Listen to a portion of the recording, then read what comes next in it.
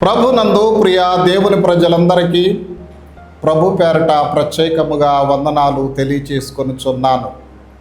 ప్రకటన గ్రంథము వ్యాఖ్యానము అను అంశమునకు సంబంధించి 16వ ఎపిసోడు ఏక ప్రపంచ మతము. ఏక ప్రపంచ మతము అనగా వన్ వరల్డ్ రిలీజియన్. ప్రభునందు ప్రియ దేవుని బిడ్డలారా, ప్రపంచంలో క్రైస్తవులు, యూదులు, ముస్లిములు 60% జనాభా కలిగి ఉన్నారు. మిగతా మతస్థుల వారు 40% ఉన్నారు.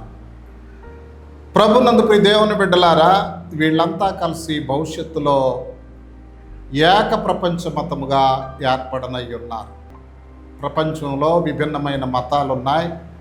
సంఘం ఎత్తబడిన తరువాత వెంటనే ఏక ప్రపంచ మతం అనేటువంటిది ఏర్పడనై ఉన్నది. ఈ ఏక ప్రపంచ మతంలో ముఖ్యాంశం ఏమిటంటే దేవుని స్థానంలో మానవత్వాన్ని పూజించమని చెప్తుంది. దేవుని స్థానంలో ఉన్న మానవత్వాన్ని పూజించమని చెప్తుంది. ఈ మానవత్వాన్ని మనం సాధన చేసినప్పుడు, అంటే సాధన ఏ విధంగా ఈ మానవత్వాన్ని ఏకాగ్రత ద్వారా సాధన చేయవచ్చు. ఏకాగ్రత ద్వారా సాధన చేసినప్పుడు మానవుల్లో ఉన్న మానవత్వము ఆత్మజ్యోతిగా, ఆత్మశక్తిగా మారిపోతుందని, ఈ ఆత్మజ్యోతే, ఆత్మశక్తే దేవుడని ఈ ఏకప్రపంచ మతం మనకు బోధిస్తుంది. భవిష్యత్తులో ఏకాగ్రతను సాధించడానికి మత్తుమందులు, యోగాభ్యాసం, హిప్నాటిజం, తాంత్రిక విద్యలు, విచ్చలవిడి శృంగారం, ఇవి ఏవి పాటించినా కానీ ఈ మతం తప్పు పట్టదు. ఈ మతంలో చాలా ఈజీ పద్ధతి ఉంటుంది.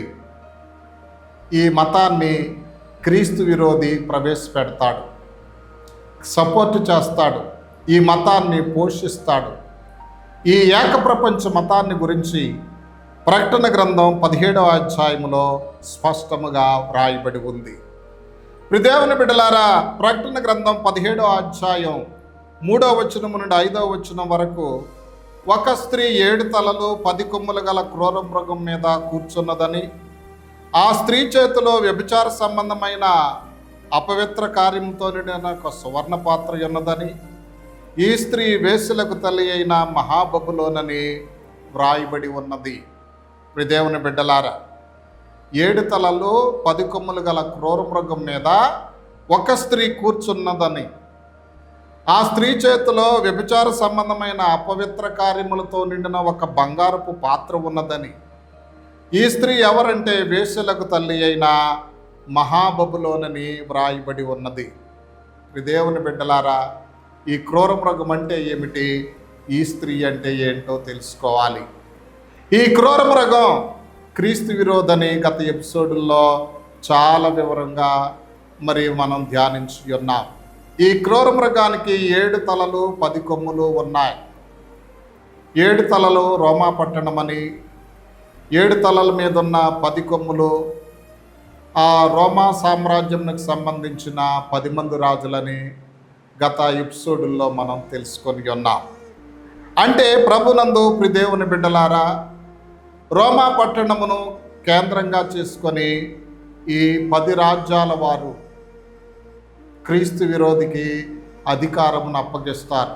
ఈ క్రీస్తు విరోధి రోమా పట్టణాన్ని కేంద్రంగా చేసుకొని ఉంటాడు. ఆ క్రూర మృగం మీద, అంటే ఆ క్రీస్తు విరోధి మీద ఈ స్త్రీ కూర్చున్నది. ఈ స్త్రీ ఎవరంటే ప్రకటన గ్రంథం 17వ అధ్యాయం 18వ వచనములో భూరాజుల నీలు మహాపట్టణము అని వ్రాయబడి ఉంది.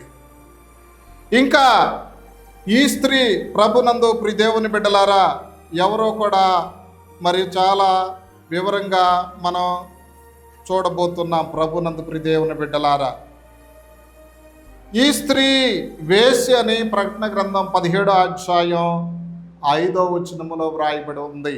వేశ్యలకు తల్లి అయిన మహాబబులోను.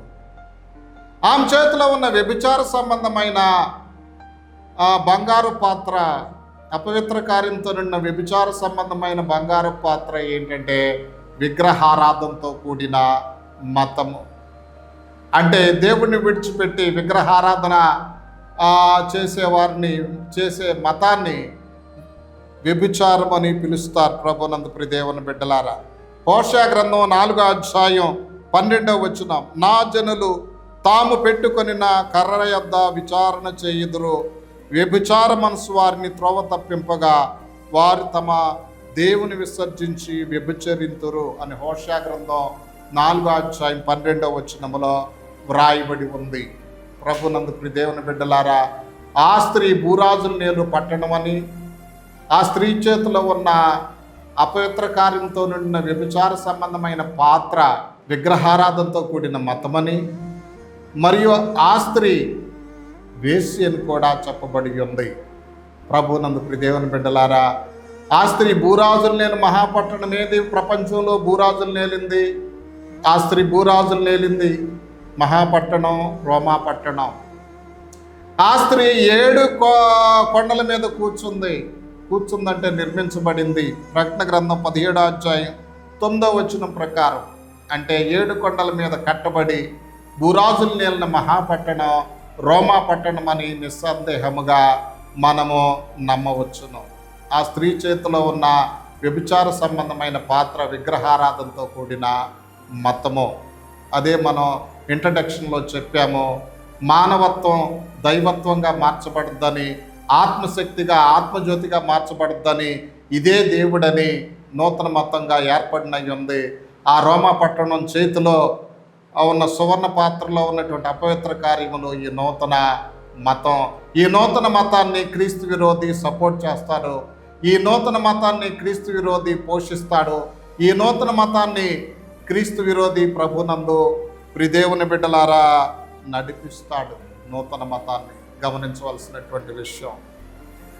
అయితే ఈ నూతన మతాన్ని ప్రపంచ ప్రజలందరూ మోస్తారని దేవుని యొక్క వాక్యములో వ్రాయబడి ఉంది. ప్రకటన గ్రంథం 17వ అధ్యాయము 1వ వచనం, 2వ వచనం, మరి 15 వచనములలో ఈ విధముగా వ్రాయబడి ఉన్నది. ఇప్పుడు ప్రకటన గ్రంథం 17వ అధ్యాయం 1-2 వచనాల్లో వేశ్య అనబడి ఈ స్త్రీ విస్తార జలముల మీద కూర్చొని ఉన్నది అని వ్రాయబడి ఉన్నది. ప్రభునందు ప్రియ దేవుని బిడ్డలారా, మరొకసారి ఈ వచన భాగాన్ని మనం చదువుదాం.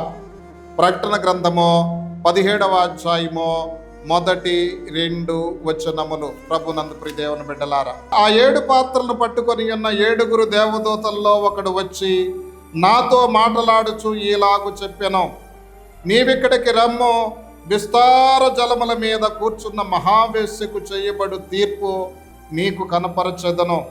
భూరాజులు ఆమెతో వ్యభిచరించిరి, భూనివాసులు ఆమె వ్యభిచార మధ్యములో మత్తులైరి. ఆ వేశ్య నూతన మతం. ఈ నూతన మతాన్ని భూరాజులు ఆమెతో వ్యభిచరించారంటే భూరాజులు సహితం, భూనివాసులు సహితం. ప్రభునందు ప్రియ దేవుని బిడ్డలారా, ఈ నూతన మతం కిందకు వచ్చేస్తారని వ్రాయబడి ఉంది. ఇక్కడ 1వ వచనంలో మనం చూసినట్లయితే విస్తార జలముల మీద ఆ స్త్రీ ఆ వేశ్య కూర్చొని ఉన్నది అని వ్రాయబడి ఉన్నది. విస్తార జలములంటే ఏమిటి? ప్రభునందు ప్రియ దేవుని బిడ్డలారా, ఇదే ప్రకటన గ్రంథం 17వ అధ్యాయం 15వ వచనములో, మరియు ఆ దూత నాతో ఈలాగు చెప్పెను, ఆ వేశ్య కూర్చున్న చోట నీవు చూచిన జలములు ప్రజలను, జనసమూహములను, జనములను, ఆయా భాషలు మాట్లాడు వారిని, విస్తారమైన జలములంటే ప్రజలను, జనసమూహములను, జనములను, ఆయా భాషలు మాట్లాడు వారిని సూచిస్తుంది. కాబట్టి ఈ మతాన్ని ప్రపంచ ప్రజలందరూ మోస్తారు. విస్తార జలాల మీద కూర్చుంది ఈ స్త్రీ, ఈ వేశ్య. వేశ్య అంటే విగ్రహారాధనతో కూడిన మతం. దీనికి హెడ్ క్వార్టర్ ఎక్కడంటే రోమా పట్టణము.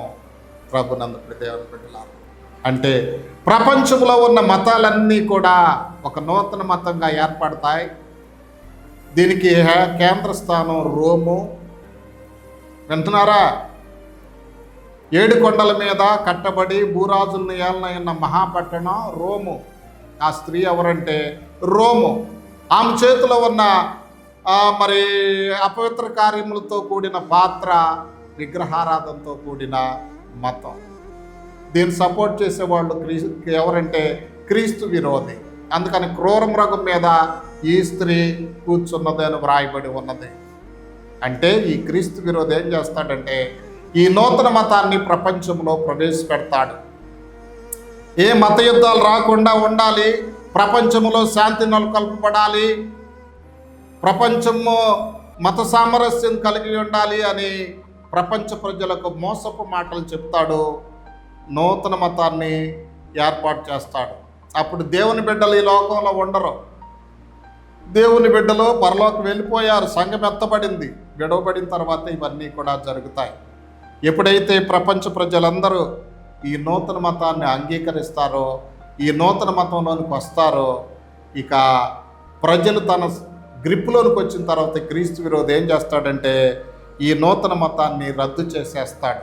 చూడండి వాక్యంలో ప్రకటన గ్రంథం 17వ అధ్యాయం 16వ వచనం.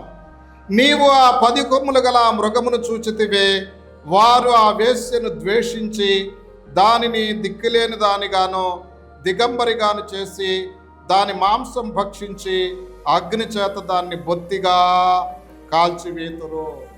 దేవుని బిడ్డలారా, ప్రపంచ ప్రజలందరూ తన స్వాధీనంలోకి వచ్చినాక ఈ మతాన్ని రద్దు చేసేసి ఆ తర్వాత క్రీస్తు విరోధి ఏమంటాడంటే నేనే దేవుడిని అంటాడు. ప్రభునందు దేవుని బిడ్డలారా, ఇవన్నీ కూడా భవిష్యత్తులో నెరవేరనై ఉన్నాయి. ఈ 17వ అధ్యాయం అంతా మీరు చదవండి. వన్ వరల్డ్ రిలీజియన్కి సంబంధించినటువంటిది. దేవుని బిడ్డలారా, ఈ భవిష్యత్తులో జరగనై ఉన్నాయి కనుక ఈ వాక్యాలన్నింటినీ గుర్తించిన మనం ఆ నూతన మతంలో ప్రవేశించకుండా, మన జీవితాలు గలిబిలి కాకుండా, ఆయన మధ్యాకాశానికి వచ్చి బోర ఊదినప్పుడు ఆ ఎత్తబడే గుంపులోనికి వెళ్ళిపోదాం. అటువంటి కృప పరిశుద్ధాత్మ దేవుడు మనకందరికీ దయచేయుదురుగాక. ఆమేన్. తండ్రి, మీ వందనాలు, స్తోత్రాలు ప్రభువా. వన్ వరల్డ్ రిలీజియన్ గురించి, ఏక ప్రపంచ మతాన్ని గురించి మాకు తెలియచేసినందుకు స్తోత్రాలు. ఈ నూతన మతం విగ్రహ సంబంధమైన మతం, సైతాను మతం, ఈ మతంలోకి మేము వెళ్లకుండా నాయనా నీ పరిశుద్ధత కలిగి మిమ్మల్ని ఆరాధించాలంటే ఎత్తబడే గుంపులో మమ్మల్ని చేర్చే మేము వెళ్ళే కృప మాకు దయచేయమని యేసు పరిశుద్ధ నామంలో ప్రార్థించి స్తుతించి వేడుకొనుచున్నాము పరమ తండ్రి.